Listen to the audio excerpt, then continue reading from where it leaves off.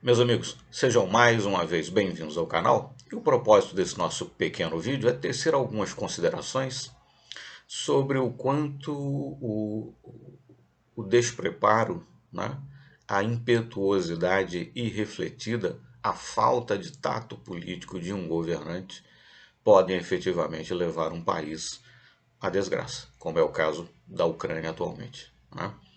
Bom, mas antes de fazer isso, e para que faça sentido, né, o título do nosso vídeo e o arremate também que nós daremos para ele, vou contar um pouquinho aqui da minha história, né? A minha experiência militar, o meu ano de serviço militar obrigatório, eu cumpri com muito orgulho na Marinha do Brasil, né? Fui durante um ano nutrido no Picado e na Jacuba, fiz muita faxina, né? Não fiquei na onça nenhuma vez, ainda bem, né? Escamei algumas vezes e não peguei, graças a Deus, nenhum bailéu, né? Se você não entendeu muito do que eu falei, não se preocupe, isso é gíria de marinha, né? Você pode buscar no Google aí. Mas quem é de marinha vai entender muito bem o que eu falei. Bom, mas precisei contar isso para que faça sentido o que eu vou relatar depois, né? Quando, no nosso período na Escola de Formação de Reservistas Navais, na então Base Almirante Ari Barreiras, né? Atual Base Naval de Natal, nos anos 40, chamava-se Base Naval de Natal, foi chamado durante um tempo de, né, Base Almirante Ari Barreiras e voltou de tantos anos para cá a ser chamada novamente de Base Naval de Natal. Mas enfim, no nosso período na Escola de Formação de Reservistas Navais, os nossos instrutores eram o Sargento Francisco e o Cabo Albuquerque, né? Se ambos estiverem vivos, espero que estejam, e se por acaso assistirem a esse vídeo, enfim, meu forte abraço a ambos, né, e meu reconhecimento. Bom, ali pela 1 hora da tarde, 1 hora e pouca mais ou menos, um sol, né, inclemente, né, era a hora da Ordem Unida e, né, cerca de 100, cento e poucos homens, né, não era o total da escola de formação, mas enfim, né, naquele momento ali, cerca de 100, cento e poucos homens, pouco mais, 150, coisa assim, marchando, né, na quadra, fazendo a chamada Ordem Unida, né, aprendendo algumas coisas básicas aí do militarismo. E aí então o Sargento Francisco ficava numa parte mais elevada, né, para enxergar melhor, né, se todo mundo estava fazendo tudo direitinho e tal. E vez por outra vinha de lá, né, um grito, né, um berro, né, que eu acho que dava para escutar até do outro lado da cidade, né, porque o Sargento Francisco tinha aquela delicadeza que apenas os sargentos fuzileiros navais são capazes de ter, né? Estou ironizando, evidentemente. Mas então vinha um berro que dava para ouvir até do outro lado da cidade, né? Abusou! Abusou, né? Só que aos berros, né? Abusou! E aí todo mundo já ficava assim, e aí quando você tá marchando, vai para lá, vem para cá, às vezes ficava meio que de frente para ele, eu conseguia olhar um pouco, né? De canto de olho, aí ele dizia para alguém, foi você mesmo! Aí o infeliz, né? Percebia que tinha sido ele que tinha feito a besteira. Mas aí então, no complemento seguinte, né, fração de segundo depois, abusou, mas abusou do quê, né? E aí vinha também aos berros, que dava por certo por ouvir lá do outro lado da cidade, abusou do direito de ser burro, né? Isso aos berros, né? Enfim. A Volodymyr Zelensky, né, o presidente humorista, ou humorista presidente, né? Enfim, por razões que não sabemos muito bem, né? Mas enfim, seria complicado tentar discutir isso aqui, né? Mas enfim, esquecendo as razões, né? Visivelmente, né? Cutucou a onça com vara curta, né? Enfim, você tem um país que está em paz, que está levando sua vida, né? Etc.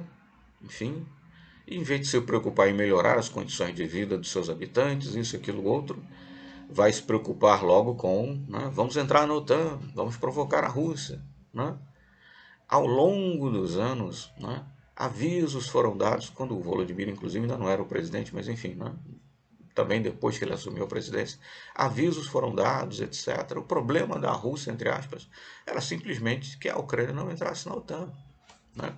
Por certo que seria possível negociar algum tipo de vantagem. Olha, não entraremos na OTAN, mas que vantagens podemos ter de vocês? Vocês vão vender, por exemplo, gás e petróleo para nós a um preço mais em conta, né? enfim, com grande desconto, etc. Que vantagens podemos ter, né, por mantermos uma posição de neutralidade, por assim dizer, né? E por aí vai, né? Então, seu país provocar a Rússia, a Ucrânia provocar a Rússia faz sentido? Tem menos, né, combatentes, forças armadas menores e pior equipadas, não tem condições de confrontar de forma alguma militarmente, com sucesso pelo menos, né, a Rússia. Bom, e por que fazê-lo então? Confiando na OTAN?